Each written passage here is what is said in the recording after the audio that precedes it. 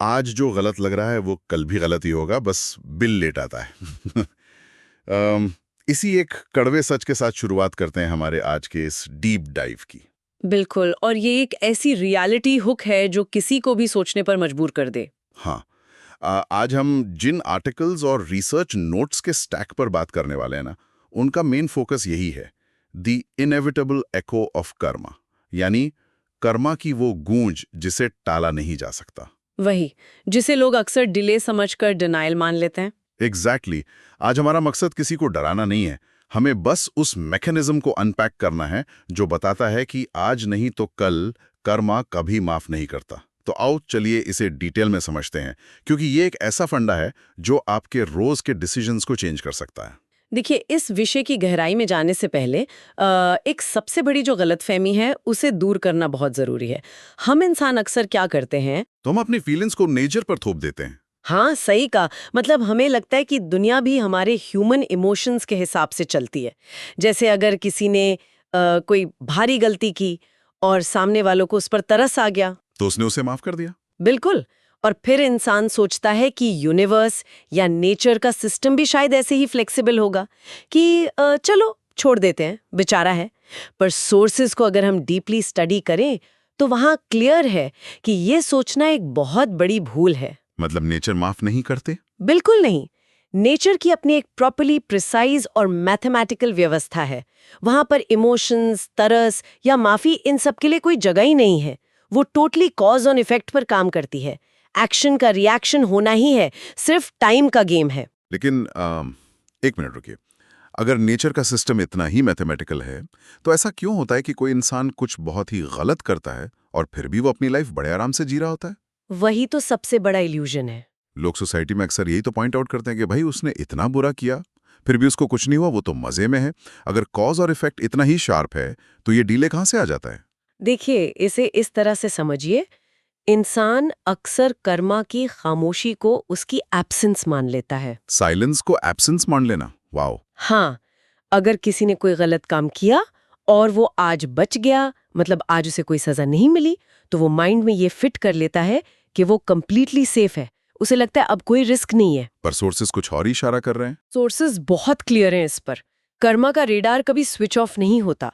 जो आज आपको खामोशी लग रही है, वो दरअसल फ्यूचर में आने वाले किसी बहुत बड़े तूफान की तैयारी है। हाँ, एक एरो वाली एनालॉजी का जिक्र था ना नोट्स में। हाँ वही, जैसे एक तीर को जितना दूर तक मारना होता है, उसे कमान पर उतना ही पीछे खींचना पड़ता है। वही, वो खींचना एकदम साइलेंट होता है। एग्जैक्टली वो पीछे खींचना बिल्कुल खामोश होता है, लेकिन उसमें जो पोटेंशियल एनर्जी जमा हो रही है वो आगे चलकर बहुत डिस्ट्रक्टिव होती है। ये तीर वाली बात सच भी माइंड बॉगलिंग है।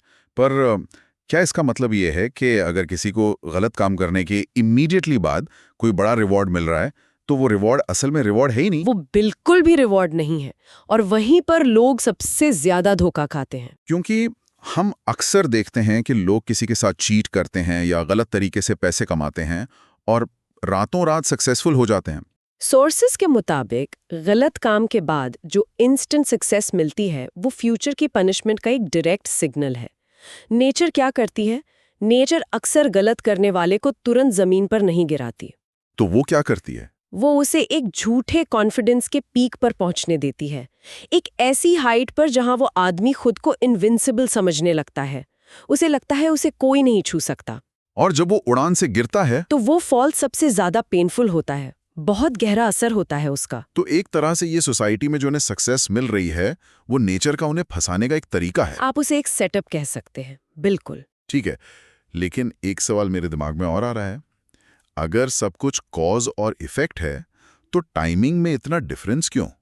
मतलब कुछ कर्मों का फल एकदम इंस्टेंट मिल जाता है और कुछ सालों बाद आते हैं। इसके पीछे का लॉजिक आप पूछ रहे हैं ना? हाँ, जैसे अगर मैंने आग में हाथ डाला तो वो तुरंत जल जाएगा, वहां कोई डिले नहीं है।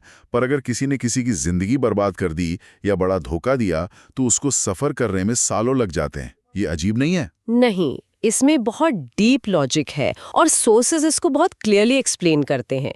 जो चीजें प्योरली फिजिकल लेवल पर होती हैं, जैसे आपने आग का एग्जाम्पल दिया, उनका इफेक्ट फिजिकल लॉज के हिसाब से इंस्टेंट होता है। ठीक है। लेकिन जो एक्शंस नेक्स्ट लेवल के होते हैं, जैसे किसी का ट्रस्ट तोड़ना, किसी को इमोशनली मैनिपुलेट करना या किसी का हक मारना, ये सरफेस लेवल की चीजें नहीं हैं। मतलब ये डीप इम्पैक्ट करते हैं। हाँ, ये किसी के लाइफ के कोर इंफ्रास्ट्रक्चर पे स्ट्राइक करते हैं।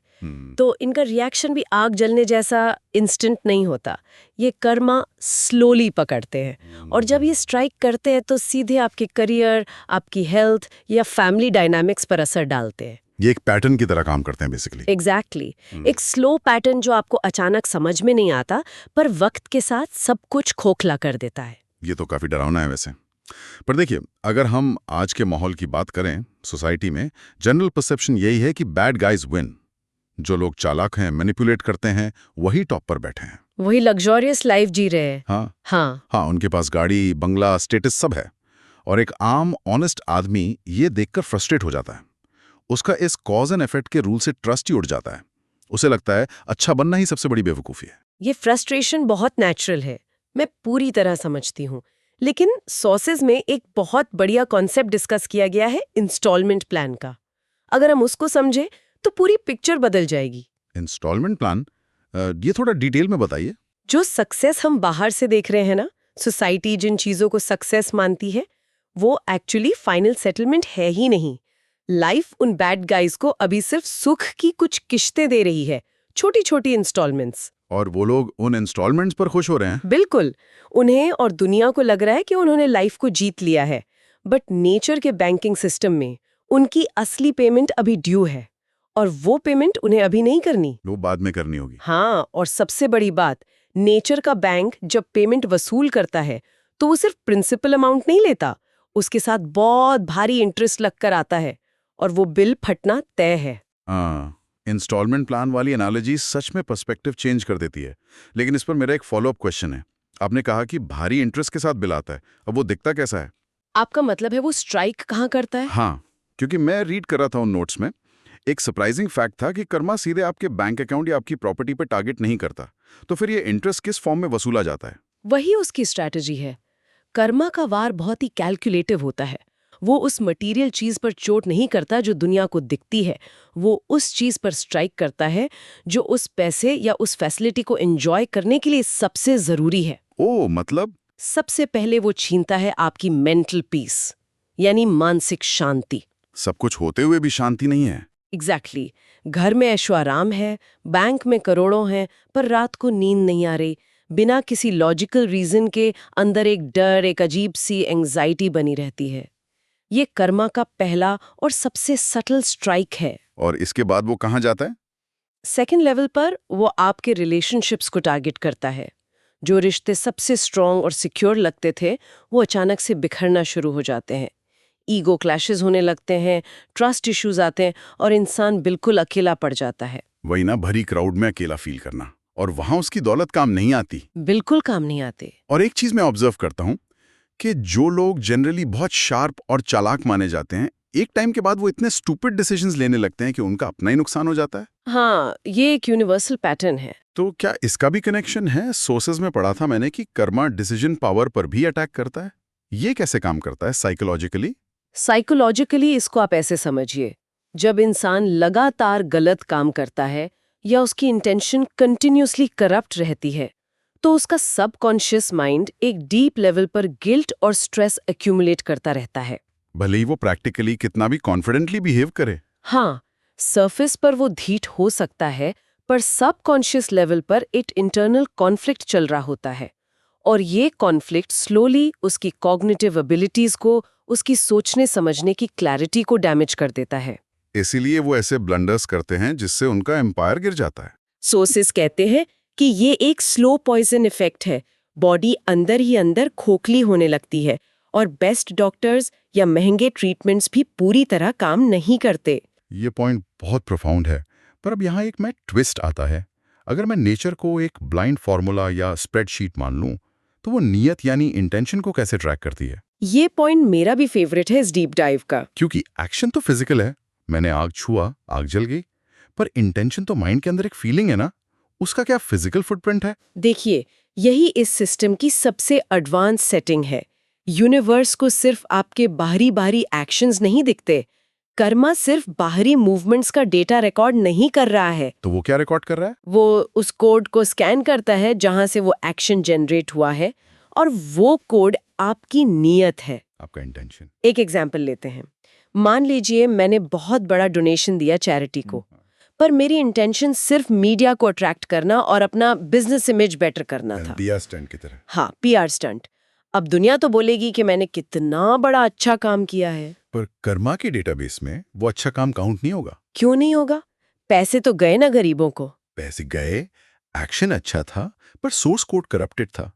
सोर्सेज स्पेसिफिकली मेंशन करते हैं कि फेक गुड डीड्स जो गलत या सेल्फिश नियत से किए गए हैं, वो कर्मा के रडार से बचते नहीं हैं। यूनिवर्स इमोशंस और एनर्जी के इम्पैक्ट को पढ़ता है, आपके बैंक चेक्स को नहीं। तो जो लोग दिखावे के अच्छे बनने का नाटक करते हैं, वो बेसिकली खुद को ही बेवकूफ बना रहे हैं इंटायरली। और इसका रिवर्स भी उतना ही सच है। अगर किसी ने बंद दरवाजे के पीछे पूरी दुनिया से छुपाकर कोई गलत काम किया है, जिसका कोई सीसीटीवी फुटेज नहीं है, हाँ, कोई फुटेज नहीं है, और उसे लगता है किसी को पता नहीं चलेगा, वहां भी नेचर का सिस्टम उस डीप हिडन नियत को कंप्लीटली लॉग इन कर लेता है। इनविजिबल सिस्टम से आप डिटेल्स नहीं छुपा सकते। और शायद यही एग्जैक्ट वजह है कि जब वो पेंडिंग बिल लाइफ में अचानक प्रेजेंट होता है, तो आदमी टूट जाता है और शॉक में रहता है, क्योंकि उसने तो सब हाइड कर रखा था। और वहां से पैदा होता है एक बहुत ही क्लासिक माइंडसेट, जिसके बारे में सोर्सेज ने काफी विस्तार से चर्चा की है, द विक्टिम माइंडसेट। ये विक्टिम माइंडसेट की डिजीज तो आजकल वैसी ही एपिडेमिक बन चुकी है। जब भी किसी के लाइफ में कुछ कंटिन्यूअस गलत होने लगता है, अचानक से उनका सबसे पहला क्वेश्चन होता है, मेरे साथ ही ऐसा क्यों होता है? मेरे साथ ही क्यों? ये क्वेश्चन हर किसी का डिफॉल्ट डिफेंस मैकेनिज्म होता है। पर अगर किसी के साथ सच में लगातार डिजास्टर्स हो रहे हैं, तो क्या वो फ्रस्ट्रेशन में आके खुद को विक्टिम ना माने? क्या ये सवाल पूछना टोटली गलत है? देखिए, सवाल पूछना गलत नहीं है, पर मॉडर्न साइकोलॉजी और कर्मा का सिद्धांत दोनों ये एक्सप्लेन करते हैं कि इंसान का दिमाग बहुत स्मार्ट है। वो हमेशा अपने आप को प्रोटेक्ट करने की ट्रिक निकालता है। हम इसको कॉग्निटिव डिसोनेंस का नाम देते हैं साइकोलॉजी में। राइट, कोई खुद को नेगेटिव लाइट में नहीं देखना चाहता। एग्जैक्टली। हर इंसान अपनी लाइफ मूवी का हीरो बनना चाहता है, विलेन नहीं। तो जब उनके पुराने एक्शंस का नेगेटिव रिजल्ट बिल बनकर सामने आता है, तो उनका दिमाग पुराने बोए हुए बीजों को कंप्लीटली ब्लॉकआउट कर देता है। उन्हें याद ही नहीं रहता कि उन्होंने पास्ट में किसके साथ क्या किया था। हाँ, उन्हें सिर्फ अपना प्रेजेंट का दुख दिखता है, और इस वजह से वो अपने आप को एक हेल्पलेस बेचारे वाली सिचुएशन में अज्यूम कर लेते हैं। उन्हें लगता है कि यूनिवर्स उन्हें टारगेट कर रहा है, जबकि यूनिवर्स सिर्फ उनके एक्शंस का बैलेंस सेटल कर रहा है। तो बेसिकली उनके मेरे साथ ही क्यों का आंसर उनके खुद के किसी डार्क पास्ट में छुपा होता है, जहां वो ध्यान ही नहीं देना चाहते। बिल्कुल। लोग रो रहे हैं आज के फेलियर्स पर पास्ट में जब उन्होंने किसी और का हक मारा था या किसी को अनफेयरली ट्रीट किया था, वो उन्हें कन्वीनियंटली भूल जाता है। वो ये एक्सेप्ट ही नहीं करते कि आज जो सामने है वो आउट ऑफ नोवेयर नहीं आया, ये उन्हीं के एक्शंस का कंपाउंडिंग रिजल्ट है। ये रियलाइजेशन काफी ब्रूटल है। अगर इंसान ये सच नहीं समझेगा और बस एक विक्टिम की तरह रोता रहेगा, तो वो इस विशस लूप से कभी निकल ही नहीं पाएगा। कभी नहीं। वो नई मिस्टेक्स करेगा फ्रस्ट्रेशन में। तो अगर सिचुएशन ऐसी बन गई है, तो ऐसे में सबसे बड़ा प्रैक्टिकल क्वेश्चन ये उठता है कि इस कर्मा के ट्रैप से बचने का रास्ता क्या है? क्या कोई एग्जिट डोर है? क्योंकि मिस्टेक्स तो सबसे होती हैं, हम इंसान ही तो हैं। हाँ, एरर्स तो लाइफ का पार्ट है। तो क्या कोई जस्ट सारी जिंदगी इस डर में जिए कि अब उसका बिल आने वाला है? या इस चक्रव्यूह को ब्रेक करने का कोई सॉलिड तरीका सोर्सेज में बताया गया है? देखिए, उस चक्रव्यूह से निकलने का कोई जादुई मंत्र या शॉर्टकट तो एग्जिस्ट नहीं करता, पर इस साइकिल को तोड़ने का एक बहुत ही पावरफुल रास्ता डेफिनेटली है, जो पूरी तरह से माइंड और इंटेंट पर बेस्ड है। और वो रास्ता है अवेयरनेस और करेक्शन। जागरूकता और सुधार। हाँ, जब तक इंसान डिनाइल में है और विक्टिम कार्ड प्ले कर रहा है, नेचर का पहिया अपनी फुल स्पीड में घूमता रहेगा। बट द मोमेंट अवेयरनेस आती है और इंसान रियलाइज करता है कि रुकिए, ये प्रॉब्लम बाहर से नहीं आई है, मैंने इसका बीज बोया था, वहीं से ट्रांसफॉर्मेशन स्टार्ट होता है। ओके, ये समझ आया, पर ये करेक्शन एक्चुअली प्रैक्टिकल लाइफ में कैसे दिखता है? क्या सिर्फ अकेले बैठकर ये सोच लेना काफी है कि हाँ गलती मेरी थी, या कुछ एक्शन लेना पड़ता है? उसकी रियल फाउंडेशन एक्सेप्टेंसी है। सबसे बड़ा डैमेज कंट्रोल वही शुरू हो जाता है जब आप बिना किसी ईगो, बिना किसी कंडीशंस के अपनी गलती मान लेते हैं। अपने खुद के सामने पहले। हाँ, खुद के और नेचर के सामने एक अनकंडीशनल सरेंडर कि हाँ, मैंने गलती की थी, मेरी नीयत उस वक्त ठीक नहीं थी। जब इंसान ये मान लेता है तो वो इस पास्ट पैटर्न का स्ट्रक्चर ही तोड़ देता है और नेचर उस मोमेंटम को स्लो डाउन कर देती है। ओह, तो नेचर एक्चुअली किसी से रिवेंज लेने के लिए ईगरली वेट नहीं कर रही है। उसको मजा नहीं आ रहा हमें सजा देने में। बिल्कुल नहीं। यूनिवर्स का सोल पर्पस है इक्विलिब्रियम, यानी बैलेंस मेंटेन करना। और जब आप अपनी गलती एक्सेप्ट करके कॉन्शियसली चीजों को ठीक करने की कोशिश करते हैं तो आप खुद वो बैलेंस रिस्टोर कर रहे होते हैं। फिर नेचर को वो भारी बिल इंटरेस्ट के साथ भेजने की जरूरत ही नहीं पड़ती। ये तो काफी रिलीविंग पॉइंट है। अगर इस पूरे सिस्टम को प्रॉपर्ली अंडरस्टैंड कर लिया जाए तो डर की जगह अकाउंटेबिलिटी ले लेती है। कंप्लीटली। तो चलिए, अगर आज की इस इंटेंस चर्चा के सारे पीसेस को मैं एक साथ फिट करूं तो हमारी सोर्सेस का जो एक कंबाइंड और सबसे क्रूशियल टेक अवे है वो ये बनता है कि आपकी लाइफ का कोई सिंगल एक्शन, कोई रैंडमली लिया गया डिसीजन और सबसे इंपॉर्टेंट उसके पीछे की इंटेंशन यूं ही स्पेस में गायब नहीं होती। किसी वैक्यूम में डिस्कार्ड नहीं हो रही वो। राइट। हर एक थॉट का एक स्पेसिफिकली असाइंड वेट है और वो यूनिवर्स के लेजर में कंटिन्यूसली रिकॉर्ड हो रहा है। कर्मा कोई मिथ या जादू नहीं है, ये फिजिकली एक गूंज की तरह है। द इनएविटेबल एको। जो फ्रीक्वेंसी हम आज नेचर में भेज रहे हैं वही एग्जैक्टली कल हमारे कानों में गूंजने वाली है। और मुझे लगता है आज इस नॉलेज की रेलेवेंस पहले से कहीं ज्यादा है, क्योंकि जब एक आम लिसनर ये फंडामेंटली ग्रास्प कर लेता है कि मेरे हर डिसीजन का एक अनडिनाइबल रिजल्ट आना ही आना है, तो नेचुरली उसके लाइफ के चॉइसेस बहुत फिल्टर और क्लियर हो जाते हैं। उसकी डिसीजन मेकिंग में ट्रांसपेरेंसी आ जाती है। ये बस फिलॉसफी ना होकर सेल्फ हेल्प टूल बन जाता है। एब्सोल्युटली। इस डीप अंडरस्टैंडिंग से जो पीस मिलती है वो उस फिजिकल सक्सेस से कहीं बड़ी है।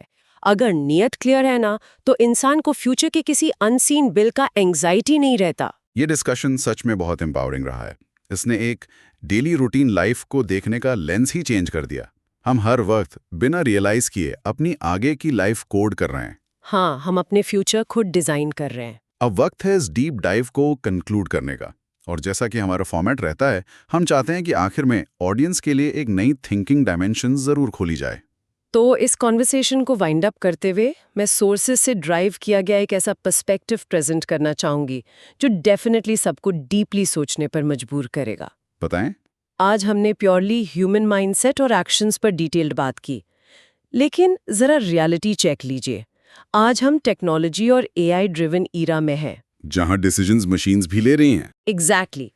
आज एल्गोरिदम्स डिसाइड करते हैं कि आपकी सीवी सिलेक्ट होगी या नहीं, बैंक किसको लोन सैंक्शन करेगा, और यहाँ तक कि कोर्ट में रिस्क असेसमेंट्स भी एआई प्रिडिक्ट कर रहा है।